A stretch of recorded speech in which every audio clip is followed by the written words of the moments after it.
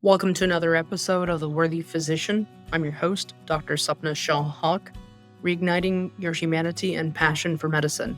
With each episode, we bring you inspiring stories, actionable insight, and expert advice.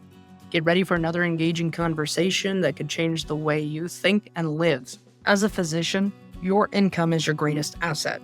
Protect it with Pattern Life, the easy, stress-free way to find the right disability insurance. With unbiased comparisons and no jargon, Pattern helps you to choose the best policy for your needs. Secure your future today at Pattern Life. The link is in the show notes. Let's dive in. I have an exciting guest today. This is Dr. Una, who I'm a huge fan of your work, just everything you've done with EntreMD, your books, your podcast. So thank you for being on here. Thank you so much for having me. I've been looking forward to this. What got you started with EntreMD? Yeah, that's a really great question. I'll give you a little bit of a backstory. So the whole thing about EntreMD started in 2016. And in 2016, I had already had a private practice, a pediatric private practice for 6 years at the time. And practice was good. I had a doctor working for me who only wanted to work 1 day a week, and she worked on Fridays. And so I had a long weekend every weekend. The practice was profitable, doing really well. I enjoyed being at work. So it was great. There were no problems at the time. But I remember some morning after my morning routine, prayer, meditation, all that stuff, I just had this knowing, for want of a better way to say it, that medicine as we knew it was gone. And I felt this sense of urgency. If you do not retool yourself, you're going to be out of luck. If you don't add on other skills to what you do, seeing patients, all that, you will be out of luck. And I couldn't shake it off. And in 2016, I didn't know there were different things physicians did. Like, my dad was a surgeon and he practiced till he retired. And my grandfather was like, that's what you do. So I didn't know there were other options. So here I was that day sitting and going, okay, so if this is the case, if I couldn't put my hands on patients, I couldn't take care of patients in that way, what else could I do to still have a huge impact, to have a significant impact and get paid? And so I started thinking, I was like, okay, I run a profitable private practice. Maybe I could show other people how to do that. I was like, maybe rather than being the lead pediatrician in my practice, I could start embracing what the concept of being a CEO means. I could be the CEO of my practice. CEOs, like they can have a huge impact and have financial freedom and stuff. And I was like, I could write, I could speak. And the speaking part was very funny because I was a socially awkward, super shy introvert. So I would even say that. It's just ridiculous. But I was dreaming, I was brainstorming on paper. And so I came up with all these things. I said, okay, so clearly I have to retool myself. I have to learn new things. And so I started on that journey. I went to a program, like a speaker's program, to learn how to speak. And I started trying out helping other people with their practices and things like that, and helping people with their businesses. But then I said, this is not going to be bad for just me. This is going to be bad for, at the time, there are 800,000 doctors with active licenses. I was like, this is going to be bad for 800,000 people. And so I can't wait till I learn everything to turn around and say, guys, let's get ready. I've learned enough to start. And so let me start helping doctors. And then the more I learn, the more I help. And that's just the way it will go, which is how nature is. And so that's really when I said, okay, we're going to start a company to help doctors learn business, because in my mind, business was the pathway to escape what was coming for the physician community. That this is the way, this is what puts you back in control. This is what, if you have this, then nobody can really, you can't lose autonomy. You can do it in such a way that you're not burned out, like you're in charge. And so we started doing that. Our very first meeting was 8 people at a Maggiano's restaurant. With all the marketing skill I had in the universe, I could gather 6 people. And so we had 6 people come in and I shared the vision with them. And that was September 29th, 2018. And that was the beginning of EntreMD. And how many do you have now at your meetings? Oh, wow. It depends on in person, online. We've had as many as 1,000 people show up for our online workshops and stuff. And that's been a lot of fun. Yeah. Big things start little, very little. Yeah. But what kept you going? Like, what kept you going, and what do you think added momentum to EntreMD and your growth? And all the things that you're doing, the consulting, the speaking, the writing, and the podcast. Yeah. So I think about that, right? There are many businesses that go out of business. There are many people who start and just, I don't want to do it anymore. And I've thought about it, like, why have you never quit? Why has this continued to grow? And I think there are a number of things. The first one, I think, is the biggest one, is the driver for the business is my mission. And so I did a study on movement, and I found out that in order to change a community, you need to affect at least 10% of the community. And so now we have 1 million physicians, and 10% of that is 100,000. And I'm like, if I can just stay the course and help 100,000 physicians, then the narrative that is common in the physician community now about being burnt out, about having loss of autonomy, about being devalued in the healthcare space, about not being able to run great businesses, right? Because we're physicians, stay in your lane. Like, all of that can be rewritten if I can just stay the course and help 100,000 doctors, because then we'll have enough vision boards that nobody will tolerate what is happening right now. No, it will no longer be acceptable. And so because I have that, it doesn't matter what challenges come. It doesn't matter how big the business gets. The question on my mind is, have you helped 100,000 people? You know what I mean? That's just the question. And so that has kept me moving. That has, even with the different products we developed. So in the beginning, I started off with 101 because that's all I could do. I did 101 coaching in the very beginning. And then I'm like, but I will never be able to help 100,000 people doing it that way. And then I started doing group programs. I did a version, like, they all were leading up to the EntreMD Business School. It started off as a 12-week program. And after 12 weeks, I'm like, with all these wins, I'm sure people know they should stay on. And then everybody left. I was like, oh my goodness. I was like, I'm never doing a 12-week program again. Because I'm like, this is business. It takes a little longer. Like, you are going to get wins, but if you want the big wins, this is the long game. So then we built this year-long program. And so all of that was all because if I can help them, right? And so I did that. And that's like, okay, but I know too much. I have too many frameworks that work. I have too many blueprints that work. And I was like, I have to get them out somehow. And then that's when I started writing books. And I'm like, okay, so if I do the books, then there are people who I would never necessarily work with, like the visibility formula. You can take that, just read a chapter, do the chapter, read the chapter, do the chapter. If you do that, you're well onto your way of taking your business from best kept secret to household name. So it's still the same, like, how do I reach these 100,000 people? So I did that. We did the book and we had the podcast. And I'm like, okay, guys, there is now a free MBA for physicians everywhere. It's called the EntreMD podcast. Just listen to the episodes. Like, you can go every day. And the episodes are like 15 to 30 minutes. So every day, boom, just listen, immerse yourself in all things entrepreneurship, rewrites like all the mindset viruses that have been installed in our brain that make us think, oh, charging for stuff is bad, running business is bad, all of that stuff. Get rid of all that stuff, right? And get strategies to make your business work. And even all the product development is all like, how do I help? So for instance, I've even recently, this was 2 months ago, I'm going like, okay, there are 123,000 primary care practices. And there's not a day that goes by that I don't see on Facebook where someone is saying, I'm struggling, forget it, I'm shutting down my practice, including today. I've already seen it. And at the time of this recording, it's 11 a.m. There's already been a post. I said, okay, what can I do? What can I do to help them? There's large scale, like low entry and all that stuff. And then we created the Profitable Private Practice movement, which is like a membership. And it's based off of the book, the Profitable Private Practice Playbook. I'm like, just come in. We're going to meet every Thursday. You're going to work on your practice. Every Thursday, just come work on your practice. Every Thursday, we'll move your practice forward, get it more profitable. So you don't need to go out of business, because the American healthcare system needs you to stay in business. Americans need you to stay in business. And so I think the biggest thing is I've had the mission like front and center. I have to help 100,000 physicians. I have to help them. And the second thing is, I think I've taken the time to stop and celebrate all the wins along the way, because businesses are like construction sites. There's always something that's out of order. There's something that shouldn't be where it needs to be. There's dust everywhere. There's noises. That's business for you. And it will always be that way. But then I stopped to look at the life change, to see businesses change, and to see doctors now practicing medicine the way they want and living life the way they want and all of that. And it makes it like so worth it.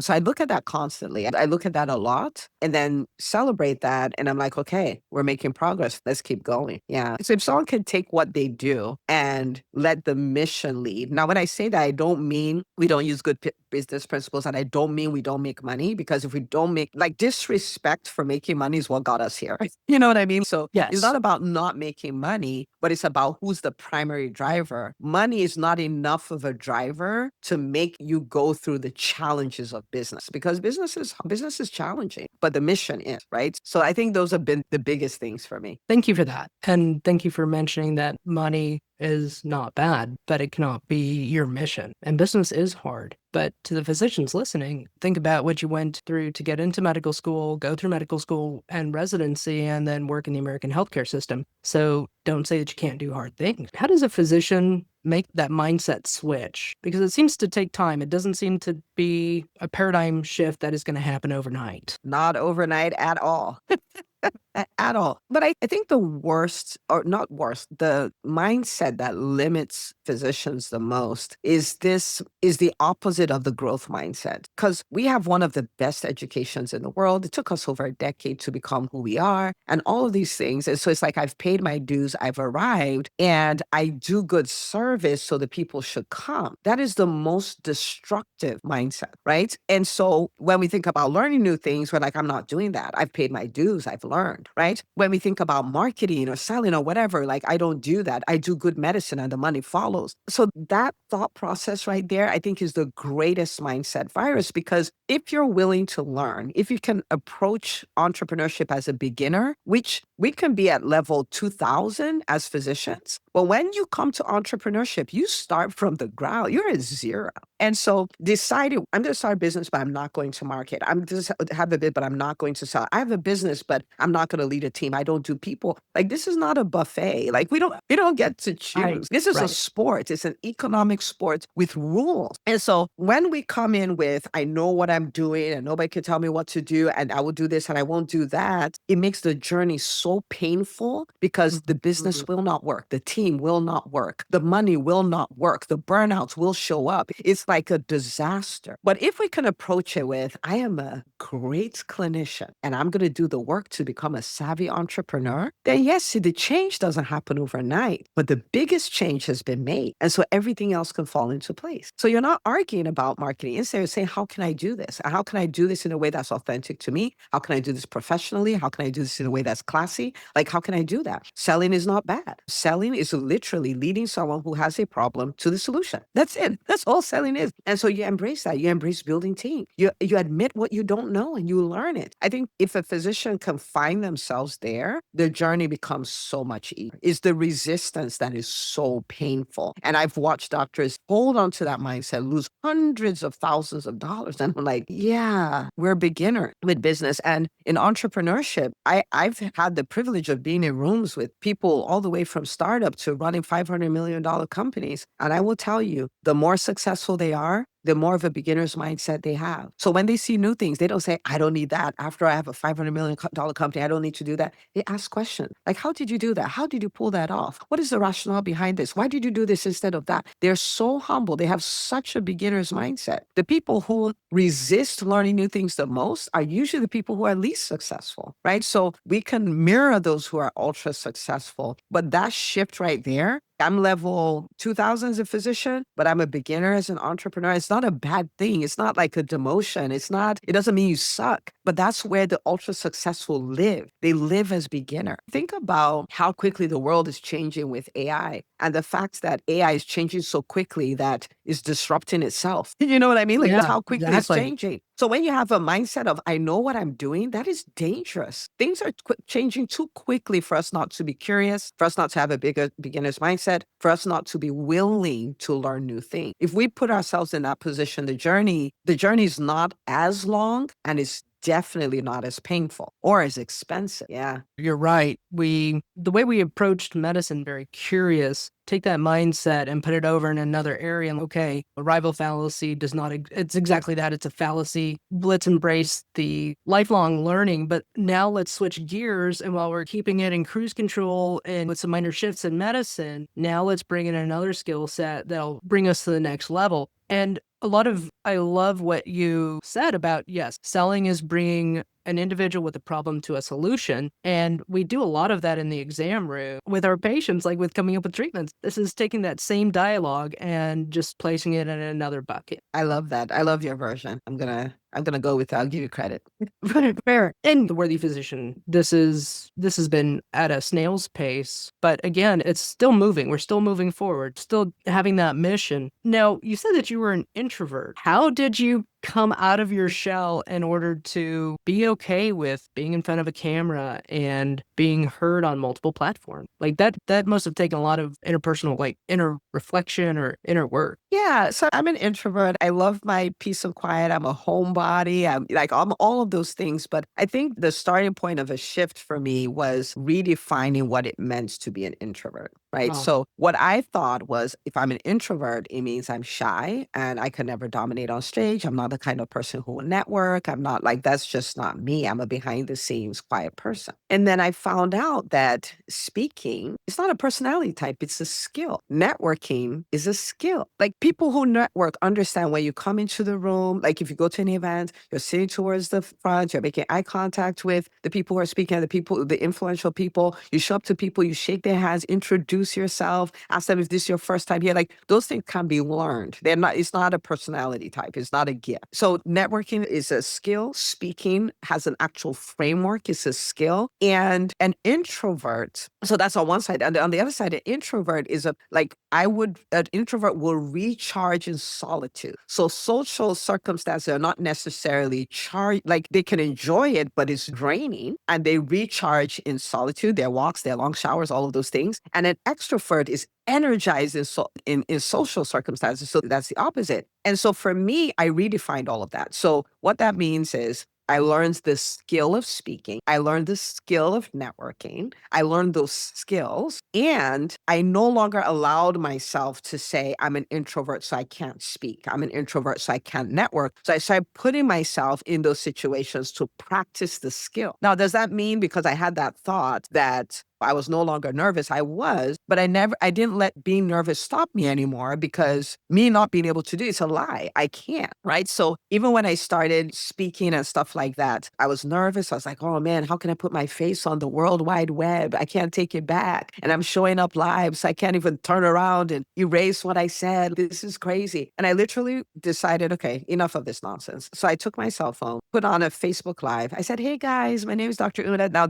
at this time, I was still same patients full time. I was like, my name is Dr. Una, all this stuff. And I decided that I'm going to come out and I'm going to support you on your journey as parents. I'm starting a show. It's called the Legacy Parent Show. I'll be here every Thursday at 1:30. I'll be talking about this, boom, boom, blah, blah, blah. Put that, boom, done. And I was like, oh my goodness, what have I just done? So I'm saying that so the people can understand the nerve. That doesn't go away. And so I was like, shoot, what have I done? Okay. I was like, okay. So 1:30. And I would speak in monotones. I'm not like the excitable person. I'm a deep thinker as a good introvert. And right. so 120, 125, I have all my setup. And when I say setup, what I mean is my cell phone on albuterol boxes. So I have the right height and stuff like that. That's my setup. And then I start playing like, because I'm happy, right? And I start dancing to get my energy up because I was not a high energy person or anything like that. And I would have stickies that I'll write smile on. Cause again, introvert, thinker, I can go in my head and I look like I have a mad face, but I'm not mad. I'm just thinking. So I put smile on Post-it notes. I put it all over the computer. So I keep reminding myself to smile. And then so I'm dancing like, cause I'm happy. And then boom, I hit go live. I'm like, hi, everybody, it's Dr. Una. So I borrowed all that energy, right?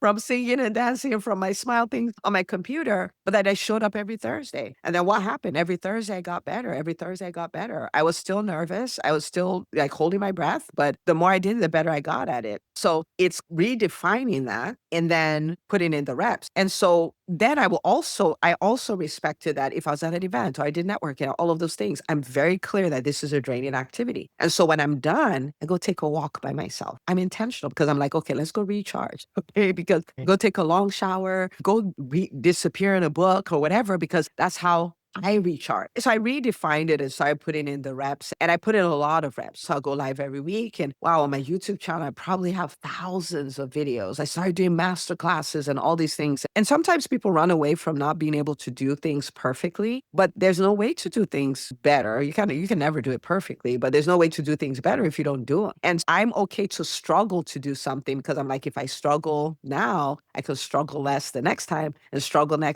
next time. So I don't run away from things because I think it'll be messy or I'll struggle or whatever. I just keep doing them. And then the more you do them, the better you get. And so people tell me now, you're a natural speaker. I'm like, no, this is thousands of presentations later. There is nothing natural about what you're watching. So that's how I did it. I appreciate that. I appreciate the candidness because you're right. It's, oh my gosh, how could I start to do something when there are other people doing it way better. Imposter syndrome is real, but don't let that stop. So some of the questions I've been coming across from some colleagues is, now that we're in practicing medicine, or we're in the rut of what we trained to do, is this it? Now what? We're not chasing degrees. We're not chasing accolades necessarily. Now what? That's it's an empowering question, right? We have a cookie cutter training system. And I don't mean that in a critical way. I'm just saying, you're in high school, you're like, to get certain grades so I can get a good pre-med program, and I have to show up a certain way so I can get into med school, and then I have to do it a certain way to get into residency, and do residency, get in fellowship. And then it all comes to a screeching halt, like, boom, you've arrived. Because there's nowhere else to go. You know what I mean? Yeah. You've done it. And I got there my first day on my first job out of residence, because I'd graduated. I've looked forward to being an attending like for a decade, right? So here I am, I'm attending, I have my first job. I go and see the patient, I'm the big boss. I make my diagnosis, write the script, walk out of the room. And I was expecting to feel great. And I walked out of the room and it was so anticlimactic. I was like, and the question was, so what I just did, I'm going to do that 25 times a day till I'm 70. That's it. I'm like, there's something wrong with this picture. There is something wrong. And I didn't understand it then as I do now, because what it was is, you've always been striving and pushing and trying to do impossible things and all of that. And now there's nothing else to do. And I'm like, but I'm 30. I don't remember how old I was. I was probably 29, but somewhere around there. I was like, how sway? So I'll tell you what I know now. And that is, you get to write your own story. You get to leave the cookie cutter, and you get to look inside and say, what do I really want? Like, for the first time, you get to choose. The next pathway is not, oh, your med school, it's residency. It's not, oh, you're resident. Like, it's not that anymore. You get to choose. And, even though I run a business school, right? We don't run a business school of private practice owners or coaches, whatever. You get to choose. What is it that you want to do? And so, for instance, I will give you like a buffet, if you will. There are people who are what we call entrepreneurs. They love their job. Like, they love what they do. They don't have a problem with it. They want to do that. But then they come in and they learn business skills so that they can negotiate, so that they can have business conversations. Like, one of the things I hear people say is, oh, they don't pay me my worth. And when they say that my worth, they mean their worth as a human. And I'm like, nobody's going to pay your worth as a human. You're priceless as a human. What is your value in the marketplace? That's what they're going to pay you for. You need to understand how to have those business conversations. When you tell a business person, when you tell a CFO or a CEO, I've been here for 2 years, I want to make more. That's not, they don't understand. Like, you were speaking French. They don't understand what you just said. But when you say, this is what I'm doing to the bottom line, this is what my productivity is doing over here, this is how my brand is bringing more people into the practice. Now you're talking. Now you can have a conversation with them. So we've had clients who we just had one. He negotiated for a 4-day work week, keeping his salary the same, leveraged what we call all the time, the productivity models, and doing the most important work and all of that, and qualified for a 6-figure bonus. And so he's working the job the way he wants to. He's earning at a much higher level, and he's practicing medicine the way he wants. He gets to choose. And so if he never wants to start a practice, he doesn't have to start a practice. There's some other people, they stay in their jobs, but they have podcasts they've monetized, or they're writing books, or they're speakers and they're commanding like 4 figures, 5 figures per talk, and multiple 5 figures per talk, because that's what they want to do, right? The other people who go on to start private practices. The other people who say, I want a private practice, I don't want to do insurance. So they do direct primary care, direct specialty care. There are people who are like, I want to be a coach, I want to be a consultant. We have a doctor who literally is like, I love numbers, I love Excel spreadsheets, I love looking at data. And she started a billing company. I was like, I do not have any of the problems you have. I do not want to look at Excel spreadsheets. And she has a very successful billing company. And that's her side thing, but they've already crossed 7 figures. And then we have people that writing is what they want to do. We have a doc who's an artist. She's an artist. Like, she makes art and she's killing it. She has hospitals, organizations commissioning her pieces. And when we launched last year, we founded the National Private Practice Physicians Day. Again, it's one of those things, mission-led, right? It feels like they're alone and all that. We're like, no, we're rooting for you. There's a whole day to honor you. Thank you for what you do for the American healthcare system. And the official art, she made it. See what I'm saying? Nobody can tell you what that is. You get to explore. You get to look inward. You get to look for what you really want to do. And then you can build a business system around it so it's profitable. So you have the freedom to do just that. So for instance, for me, even as a kid, as a 6-year-old kid, when I talk with somebody, I'm like, oh, do you know if you did this and this could be so much better? I was always about helping people get better, always. And sometimes I'll be like, you're crazy. You're talking to someone 3 times older than you. Like, maybe you should listen instead of telling them what to do. But I've always been like that. And so for me to be in a position where I'm empowering physicians and helping them become all they can be,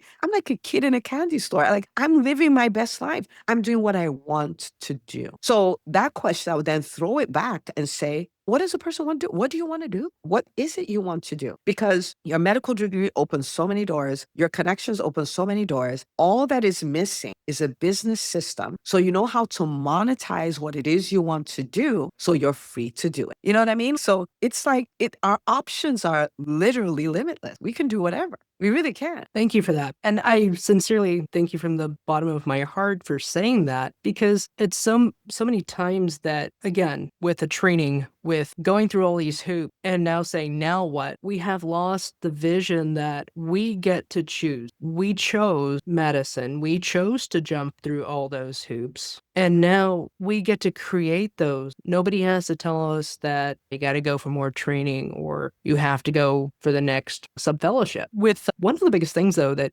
working mom, physician, and with all the multiple hats that we wear, is trying to find the time to really figure out that the answer to that question. How did you create time to reflect and to keep that mission at the forefront and really ebb and flow with all the changes? How did you make that time? That's something that comes up a lot. I'm really glad you asked it, actually, because like a lot of physicians are like, we don't have time and things like that. But so a number of things when I reflect on my own journey, so I'm not just babbling. I think the first thing is I made that a non-negotiable. And so if I have so little time that there are things I'm not going to do, I'm thinking about my future is not going to be one of those things I'm not going to do. Something else is going to fall off. And because it's non-negotiable, but because we haven't done it in so long, it's no fun. So Right. we would tend to procrastinate on it because it literally can be as little as every day somebody setting a timer for 10 minutes to just go, if I had my, and I would not fail, what would I really do? 10 years ago, 20 years ago, what did I really want to do?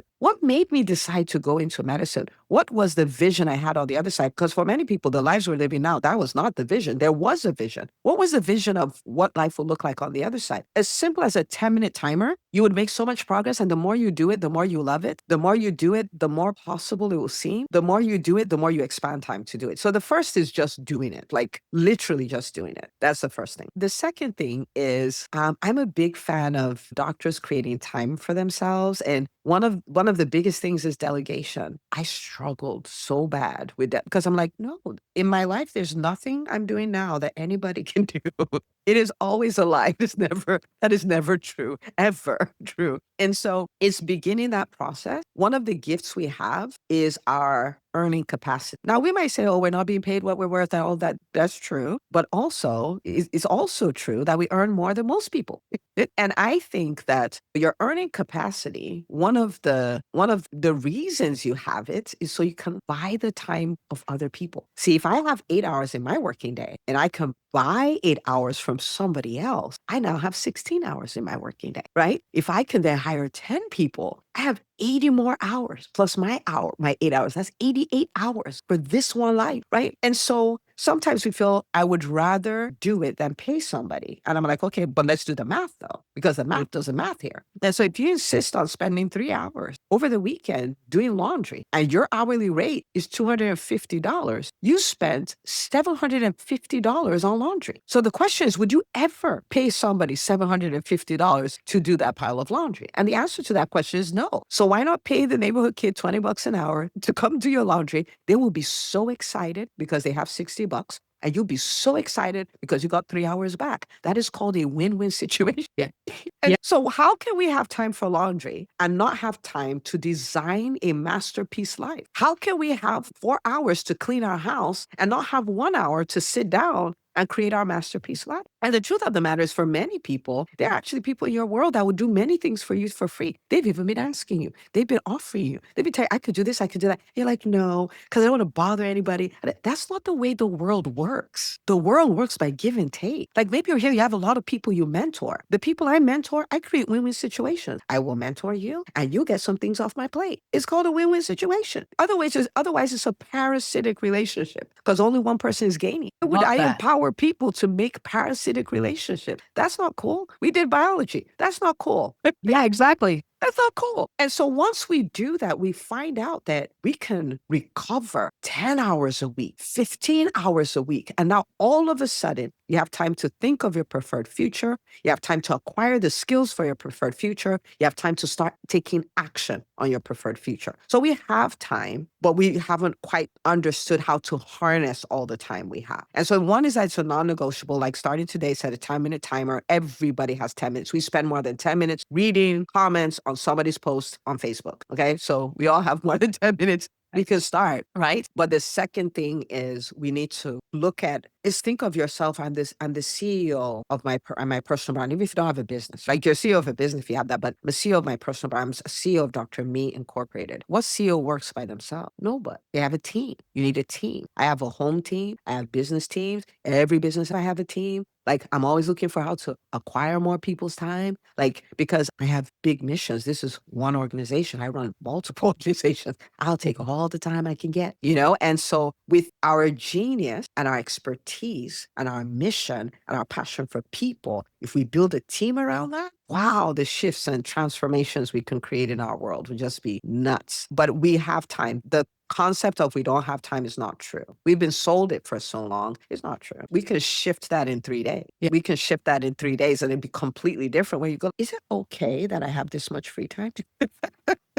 No, Like, absolutely. yeah. So to the listener, if you find yourself asking this question about what's next or what do I want to do in the next 5, 10 years, start with 10 minutes today instead of doom scrolling. And I'm guilty of it too, but set 10 minutes. When the timer goes off, move on to the next item. But yeah, I think it's going to be uncomfortable. Again, like you said, beautifully said. We forget about that and we forget about what the 20-year-old Sapna or Dr. Una wanted to do. And it's not necessarily going back to that, but start there and work your way forward because we went into this for a reason. And what does that compare to maybe where we are in life, what our personal mission is now? And it's okay to change. Like, it's okay to change. That's inevitable. You might have to grieve a little bit there that there's been change, but really sit with yourself, look at your core values, look at what you want to do, look and what's your personal mission statement? Where do you see yourself in 10 years? And maybe write those questions down and start there. Start where reverse engineer, but dedicate time to that. We forget to allow ourselves to be put first for a short period of time, a longer period of time, and it's okay. Yeah. And I think I want to throw this out because I'm a physician. I know how we think. This is not an algorithm. It does not need to be perfect. There's no framework. It doesn't need to, you don't have to know the answer. You know what I mean? Yeah. It's not an algorithm. Like, am I getting it? It's more like a kid that you gave crayon. Yes. They have creative freedom. Like, they just do what they want and all that stuff, then grab another sheet and do what they want. So treat it more that way. Allow yourself think, write what you think. There's no right or wrong. Nobody's scoring it. It's not the MCAT. Like, there's no problem. Yeah. Just dump it and just allow yourself, explore your thoughts and own what you said. And it's not like it's not a constitution that cannot be changed. It's none of that. Just give yourself the freedom to just think on paper and explore. And it's fine. And when you're done, you can scrub it off and put it in the trash if you want to. Just have a book where you gather it. And you're like, 10 years later, I'm going to come look at this. It's going to be so exciting. But it's not an algorithm. You're not running a code. It's not like the ACLS. You're not following any framework. It's free flow. So give yourself permission to just do that. Yeah. I didn't want that to stop anybody because it's a thing. No, you're absolutely right. And thank you so much for highlighting that because you're 100% right. Now, Dr. Una, what makes somebody worthy? They already are. We forget that, don't we? We already are worthy. We're already amazing. Are we going to have things to work on? Are we going to need to get better? Yeah. But the raw material that is you is already worthy. Already is. You just need to accept it, align with it, show up that way, choose to work. So when we work on ourselves to get better, we do it because we're worthy, not to become, right? Because I'm worthy. I'm gonna retool. I'm gonna improve. None of the things we've talked about today are about you sucking and needing to become better. Is just a reminder you're worthy. And because you're worthy, you'll retool yourself so you can accomplish like the vision that you have, you can make it a reality and all of that because you're worthy of it. You're worthy of it. And you pulling it off to play by the rules is inevitable. When I think about it, I think about manufacturers. Nobody makes a product and they're like, now that I've made this thing. What am I going to do with it? The vision for it, what it can do, precedes the production. And it's produced the way it's produced because of what the manufacturer knows it can do. We're humans. We're not any different. Like, however we believe we came, we have a superior design to the microphones that are being created or the computers that are being created, right? And so what that means is there's something you're here to do, and you're uniquely equipped to do it, and you're the person for the job. You are worthy, and you can pull it off. And the things you need to learn to do it, you are uniquely equipped to be able to learn to do it. You're like totally worthy. And that's why you want to say yes to the thing that's tugging at your heart. That's why you want to say yes to that dream life. That's why you want to say yes, because you're the person for the job. I will do what I do. There are things you're passionate about that I don't care at all about, because I'm not wired for that. But there are things I am wired. And so the world needs what you have. The world needs what is on the other side of you making your dream a reality. And you're worthy already, like right now. That was a pretty long answer to your simple question. But yeah. No, I appreciate it on multiple levels. First off, you gave an amazing response that we're created in a higher power's image. And yes, being human is messy, but we have to embrace that and know that we were created with purpose and with divine love. The second thing is we need to hear it again and again because, again, our mindsets, our training suck that out of us, and we forget what it means to be human and created in his likeness.